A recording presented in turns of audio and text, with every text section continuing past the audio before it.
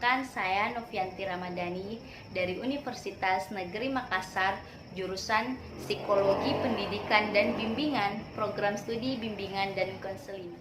Di sini saya akan memaparkan materi mengenai SFBC. Yang pertama, Inso Kimberg. Inso Kimberg ini adalah Direktur Eksekutif dan Pendiri bersama dengan Steve De Zazer pada Pusat Terapi Singkat untuk Keluarga di Milwaukee. Sebagai pimpinan teori terdepan atau terkemuka dalam terapi singkat berfokus pada solusi atau SFBT, dia telah memberikan sejumlah workshop pelatihan di Amerika Serikat, Jepang, Korea Selatan, Australia, Denmark, Inggris, dan Jerman. Di antara hasil karya tulisnya adalah Family Based Service, A Solution Focused Approach, Working with the Problem Thinker, Solution Focused Approach, dan Interviewing for Solution. Yang kedua yaitu Steve De Zazer adalah salah seorang pelopor terapi singkat yang berfokus pada solusi. Dia merupakan peneliti senior pada Pusat Terapi Singkat untuk Keluarga di Milwaukee dan pengarang dari beberapa buku-buku SFBT, termasuk Key to Solution in Brief Therapy, Interesting Solution in Brief Therapy, Finding Difference to Word, dan Word Original Magic. Dia menjadi pembicara dalam sejumlah workshop, pelatihan, dan konsultasi secara luas di Amerika Serikat, Eropa, Australia, dan Asia. Dia dan para kolegennya terus mengembangkan teori dan praktek dalam mencari solusi-solusi permasalahan secara konstruktif. Pengertian dan pandangan hakikat manusia. Nama pendekatan konseling ini adalah Solution Focused Brief Counseling. SFBC merupakan salah satu teknik pendekatan postmodern dan berorientasi pada penyelesaian masalah, bukan pada masalah apa yang terjadi. SFBC ini adalah suatu konseling singkat yang dibangun atas potensi konseling yang sebenarnya yang mampu mengkonstruksi solusi dari masalahnya. SFBC ini dibangun atas dasar asumsi optimis bahwa setiap manusia adalah sehat dan kompeten, serta memiliki kemampuan dalam mengkonstruksi masalah yang dapat meningkatkan kualitas hidupnya dengan optimal. Asumsi pokok dalam SFBC ini adalah bahwa kita memiliki kemampuan untuk mengatasi tantangan hidup, walaupun kadang-kadang kita mungkin kehilangan arah atau kesadaran tentang kemampuan kita, tanpa memperhatikan apa yang dibentuk konseling ketika mereka memulai konseling tentang hakikat manusia. Konseling ini tidak mempunyai pandangan komprehensif tentang sifat manusia, tetapi berfokus pada kekuatan dan kesehatan konseling. Konseling berfokus solusi menganggap manusia bersifat konstruktivis, sehingga konseling berfokus solusi didasarkan pada asumsi bahwa manusia benar-benar ingin berubah dan perubahan tersebut tidak terelakkan. Tujuan dari SFBC yang pertama, mengubah cara pandang situasi atau kerangka pikir. Kedua, mengubah situasi masalah dan menekankan pada kekuatan dan sumber daya konseling. Yang ketiga, konseling didorong untuk terlibat dalam perubahan solusi talk dan problem talk dengan asumsi bahwa apa yang dibicarakan adalah sebagian besar dengan apa yang akan dihasilkan. Yang keempat, berbicara tentang perubahan dapat menghasilkan perubahan. Secepat individu belajar untuk berbicara dalam istilah kemampuan dan kompetensi mereka, apa sumber daya dan kekurangan yang mereka miliki, dan apa yang siap mereka lakukan dan mengerjakan, mereka dapat mencapai hal utama dalam adapun tahap-tahap dalam konseling ini. Yang pertama, establishing rapport, yaitu pembentukan hubungan baik agar proses konseling berjalan dengan lancar seperti yang diharapkan, agar tercipta iklim yang kolaboratif antara konselor dengan konseling. Yang kedua, identifying a complaint, yaitu mengidentifikasi keluhan-keluhan yang akan dipecahkan. Yang ketiga, establishing goals atau menetapkan tujuan yang akan dicapai dalam proses konseling. Yang keempat, designing an intervention atau merancang intervensi. Konselor menggambarkan pada pemahaman mereka tentang konseli dan penggunaan kreativitas strategi untuk mendorong 5. Strategi Stage Promote Change, yaitu tugas tertentu yang diberikan oleh konselor untuk mendorong perubahan. Misalnya dengan meminta konseli untuk mengamati dengan mengatakan, antara sekarang dan waktu yang mendatang kita bertemu. Saya meminta Anda untuk mengamati sehingga Anda dapat menggambarkan pada saya pada pertemuan yang akan mendatang apa yang terjadi di kehidupan Anda yang Anda inginkan terjadi secara berkelanjutan. Penugasan tersebut mendorong konseli bahwa perubahan yang diinginkan pasti terjadi dan tidak terelakkan. Hal tersebut sangat penting dipahami sebelum mereka memulai merancang perubahan. Identify the emphasizing new behavior dan change, yaitu mengidentifikasi dan menguatkan perilaku baru dan perubahan. Yang ketujuh, stabilization atau stabilasi, yaitu penting untuk membantu orang mengkonsolidasikan keuntungan dan secara bertahap beralih perspektif ke arah yang lebih efektif dan penuh harapan. Selama tahap ini, konselor mungkin benar-benar menahan kemajuan dan kemunduran. 8, yaitu terminasi. Pada tahap ini, pertanyaan yang diajukan konselor untuk mengidentifikasi keberhasilan konseling, yaitu apa hal berbeda yang diperlukan dalam hidup Anda yang dihasilkan dengan datang kemari sehingga Anda mengatakan bahwa pertemuan kita bermanfaat. Dan ketika masalah Anda teratasi, hal berbeda apa yang akan Anda lakukan? Teknik-teknik dalam konseling ini yang pertama yaitu pertanyaan pengecualian. Pertanyaan tentang saat-saat di mana konseli bebas dari masalah. SBC ini didasarkan pada gagasan di mana ada saat-saat identifikasi tidak bermasalah. Waktu tersebut disebut pengecualian dan disebut news of difference. Konselor SFBC mengajukan as exception question untuk menempatkan konseli pada waktu-waktu ketika tidak ada masalah atau ketika masalah yang ada tidak kuat. Pengecualian merupakan pengalaman hidup konseli di masa lalu ketika dimungkinkan masalah tersebut masuk akal terjadi, tetapi entah bagaimana hal itu tidak terjadi. Dengan membantu konseli mengidentifikasi dan memeriksa pengecualian tersebut, kemungkinan meningkatkan mereka dalam bekerja menuju solusi. Eksplorasi ini mengingatkan konseli bahwa masalah tidak selalu kuat dan ada selamanya. Juga menyediakan kesempatan untuk meningkatkan sumber daya, melibatkan kekuatan, dan menempatkan solusi. Yang kedua yaitu pertanyaan keajaiban. Pertanyaan ini mengarahkan konseli berimajinasi apa yang akan terjadi jika suatu masalah dialami secara ajaib terselesaikan. Pertanyaan ini meminta konseli untuk mempertimbangkan keajaiban tersebut dapat membuka celah kemungkinan di masa depan. Konseli didorong untuk mengikuti mimpinya sebagai cara dalam mengidentifikasi perubahan apa yang paling ingin mereka lihat. Pertanyaan ini memiliki fokus masa depan bahwa konseli dapat mulai mempertimbangkan hal yang berbeda dalam hidupnya yang tidak didominasi oleh masalah tertentu. Intervensi ini menggeser penekanan dari masa lalu dan masalah saat ini menuju kehidupan yang lebih memuaskan di masa depan. Yaitu scaling question. Pertanyaan yang meminta konseli menilai kondisi dirinya atau masalah pencapaian tujuan berdasarkan skala 1 sampai dengan 10. Konselor juga menggunakan teknik ini ketika mengubah pengalaman konseli yang tidak mudah diobservasi seperti perasaan, keinginan, atau komunikasi. Pertanyaan ini memungkinkan konseli untuk lebih memperhatikan apa yang mereka telah lakukan dan bagaimana mereka dapat mengambil langkah yang akan mengarahkan pada perubahan-perubahan yang mereka inginkan. Yang keempat yaitu coping question. Pertanyaan yang meminta konseli mengemukakan pengalaman sukses dalam menangani masalah yang dihadapi. Yang kelima, compliments. Pesan yang tertulis yang dirancang untuk memuji konseli atas kelebihan, kemajuan, dan karakteristik positif bagi pencapaian tujuannya. Assalamualaikum, Bu.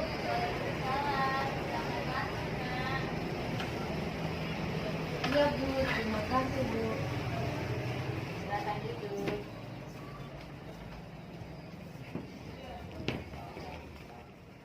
Bagaimana kabarnya, Nak? Alhamdulillah baik, Bu. Alhamdulillah ya. Ibu jadi ingat minggu lalu kamu jadi juara lomba seni musik dan tari. Iya, Bu. Alhamdulillah. Terima kasih banyak, Bu. Saya waktu itu berusaha semaksimal mungkin dan alhamdulillah bisa meraih juara, Bu. Saya bangga dengan kamu, Nak, padahal saingannya banyak sekali ya. Semua berkat dukungan Ibu selama ini. Maaf sebelumnya, Bu. Saya boleh mengungkapkan sesuatu, Bu. Saya merasa tidak tenang. Ya boleh, Nak. Sebenarnya saya sudah lama ingin bertemu dengan Ibu, ingin curhat tentang masalah saya.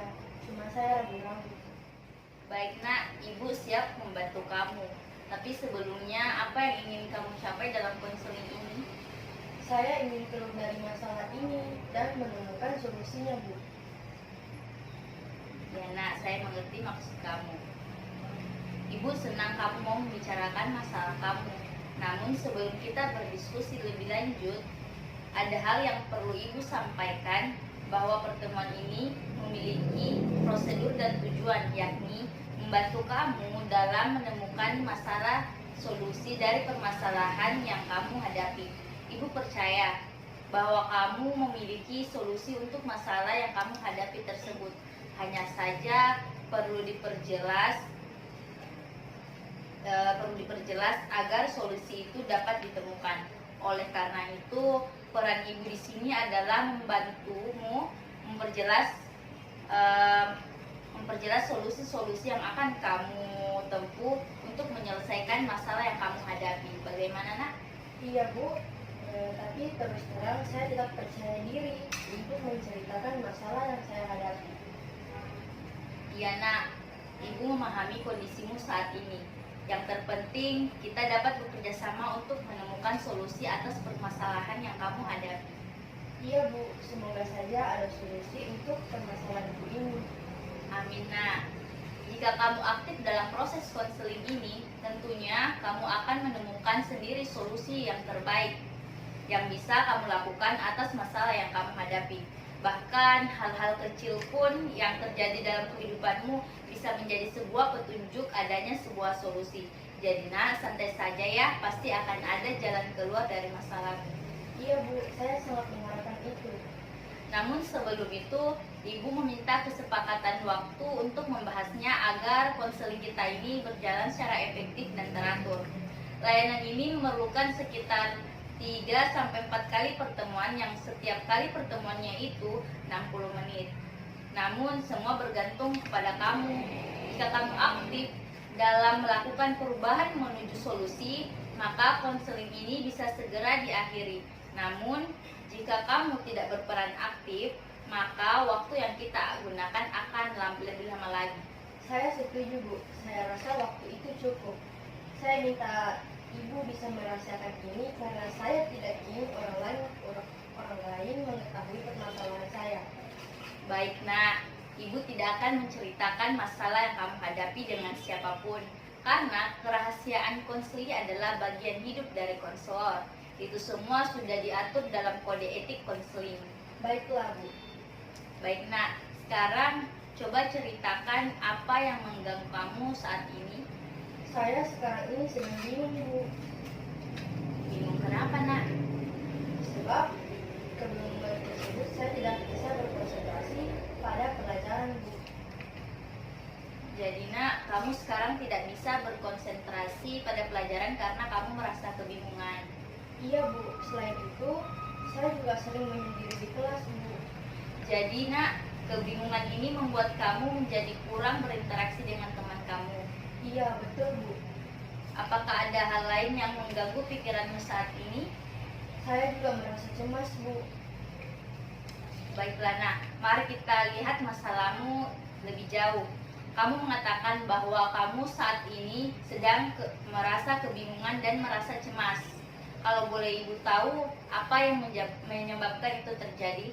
Sekarang kan, Bu, saya sudah kelas 12 dan sebentar lagi saya akan melanjutkan pendidikan ke perguruan tinggi. Sejak dulu saya ingin menjadi guru seni dan ingin melanjutkan studi S1 jurusan seni musik. Terus harapan saya tidak sesuai dengan harapan orang tua saya, Bu. Tampaknya ada perbedaan dalam menentukan masa depanmu ya nak. Apa yang membedakan harapanmu itu dengan harapan orang tuamu nak? Saya kan ingin menjadi sarjana seni musik dan kuliah S1, sedangkan orang tua saya inginnya saya kuliah D3 karena kakak saya juga sementara kuliah dan masih butuh biaya. Berarti ada kesulitan keuangan dari keluargamu sehingga orang tuamu menyarankan untuk kuliah di jenjang diploma saja ya. Ya Bu, mungkin itu yang menjadi alasannya. Sebelum kita lanjutkan pertemuan ini, Ibu akan memberikan kamu sebuah tes minat dan tes bakat agar Ibu tahu apakah jurusan yang ingin kamu ambil sesuai atau tidak. Nanti Ibu kirimkan ya melalui WhatsApp. Baik, nah Ibu berharap kamu bisa bekerja sama dengan Ibu. Ibu nanti memberikan kamu tes minat dan bakat, kemudian kamu mengisinya. Baik Bu, Kapan kamu bisa mengirimkan hasil tes itu nak? Senin depan Bu. Baik, jam berapa nak? Saya kira jam istirahat Bu. Baik nak, jadi kita bertemu Senin depan pada jam istirahat ya. Baik Bu. Assalamualaikum. Waalaikumsalam. Assalamualaikum Bu. Waalaikumsalam. Selamat masuk nak. Iya Bu, terima kasih Bu. Silakan duduk.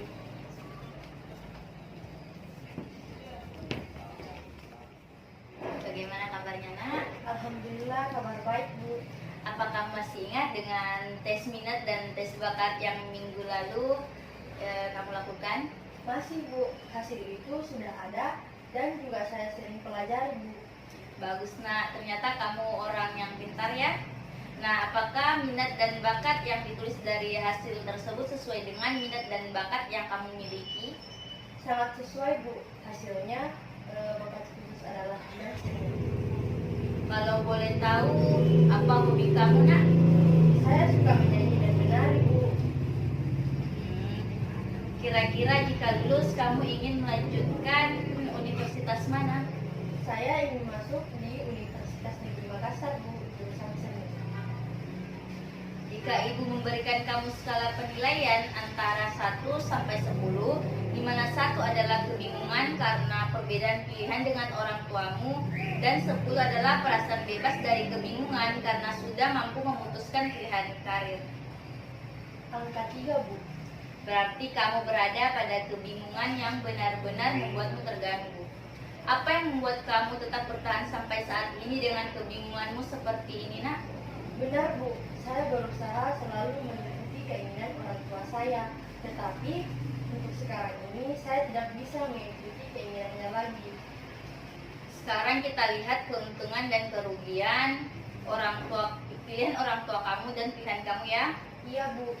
Coba nak, kamu jelaskan kira-kira apa keuntungan buatmu jika kamu kuliah sarjana di jurusan seni? Saya akan mendapatkan gelar sarjana yang sesuai dengan keinginan saya Bu. Bagaimana dengan keuntungan dengan kuliah yang sesuai harapan orang tua kamu nak? Waktu kuliahnya hanya 3 tahun dan pastinya biayanya juga sedikit dibandingkan kuliah S1. Nah, setelah kita tahu apa keuntungannya, sekarang kita lihat apa kekurangannya ya. Jika saya kuliah sarjana, studinya akan lama dan biayanya pasti banyak. Dan itu tidak sesuai dengan harapan orang tua saya. Kemudian, jika saya kuliah diploma, itu tidak sesuai dengan keinginan saya dan tidak akan mendapatkan gelar sarjana. Saya mau bertanya lebih lanjut, apakah kamu ingin dan bisa jika harus kuliah diploma? Bisa sih Bu, tapi tidak ingin. Jika dipaksakan, nanti akan menimbulkan masalah. Masalah bagaimana nak? Pasti saya akan malas belajar Bu. Apakah kamu nantinya akan tetap memilih kuliah S1 jurusan seni? Tampaknya begitu Bu. Sepertinya keputusanmu sudah bulat. Tetapi bagaimana dengan keinginan orang tuamu nak? Kalau masalah itu saya masih bingung Bu. Apakah Ibu bisa memberikan saran? Sebelum ibu memberikan, ibu ingin bertanya, Jika kamu melanjutkan kuliah S1, bagaimana dengan biayanya? Saya akan berusaha agar mendapatkan beasiswa, Bu. Nah, untuk beasiswa yang kamu inginkan biasanya akan ada konsekuensi dari pihak kampus. Kamu akan dituntut untuk mendapatkan nilai yang sudah ditentukan. Apakah kamu siap? Insya Allah siap, Bu. Jika ibu lihat kemampuanmu nak, ibu tidak ragu kok. Nanti ibu yang memberikan rekomendasi dan kamu lengkapi syarat-syarat untuk penerimaan beasiswa tersebut. Baik, Bu. Nanti saya akan melengkapi syarat-syaratnya. Baik nak, selanjutnya bagaimana kamu akan mengungkapkan hal tersebut kepada orang tuamu? Mungkin jika ibu dan ayah saya sedang bersantai usai makan malam, Bu. Nah, begitu dong nak. Untuk pemilihan perguruan tinggi, kamu sudah mantap untuk memilih Universitas Negeri Makassar? Iya, Bu. Sepertinya kamu sudah matang dengan rencanamu nak. Kalau ibu memberikan kamu skala penilaian 1 sampai 10, di mana 1 adalah kebingungan karena perbedaan dengan pilihan orang tuamu, dan 10 adalah perasaan bebas karena kamu sudah dapat memutuskan pemilihan karirmu. Level 9. Awalnya saya bingung dengan keputusan karir saya. Tetapi sekarang saya sudah mengambil keputusan karir saya. Baik nak, ada peningkatannya dari level 3 ke 9. Sepertinya kebingunganmu sudah terjawab ya. Iya, Bu. Saya sudah merasa baik. Sebelumnya saya ingin kamu mengungkapkan pokok-pokok hasil pembicaraan kita hari ini nak. Baiklah, Bu. Sebelumnya saya datang menemui Ibu karena saya merasa bingung karena perbedaan keinginan saya dengan keinginan kedua orang tua saya mengenai lanjutan pendidikan saya ke perguruan tinggi, di mana saya sendiri menginginkan jurusan jadi S1, sedangkan orang tua saya ingin saya lanjut ke perguruan diploma. Alhamdulillah, akhirnya saya dapat menentukan pilihan dan memutuskan untuk mengambil jurusan studi S1 dan akan mengurus beasiswa, dan saya akan membicarakan hal tersebut kepada kedua orang tua saya. Baiklah nak, sekarang kamu sudah dapat menentukan pilihan kamu untuk masuk ke perguruan tinggi. Bagaimana perasaan kamu sekarang nak? Saya sudah merasa baik, Bu, dari sebelumnya karena kebingungan saya sudah dapat teratasi. Ibu ingin kamu memberitahukan hal ini kepada orang tuamu nak. Siap, Bu. Terima kasih banyak, Bu. Nah, pertemuan kita sudah sampai pada kejelasan masalahmu. Apakah masih ada yang ingin kamu ungkapkan nak? Sudah tidak ada lagi, Bu. Terima kasih banyak, Bu. Iya nak, sama-sama. Assalamualaikum, Bu. Waalaikumsalam.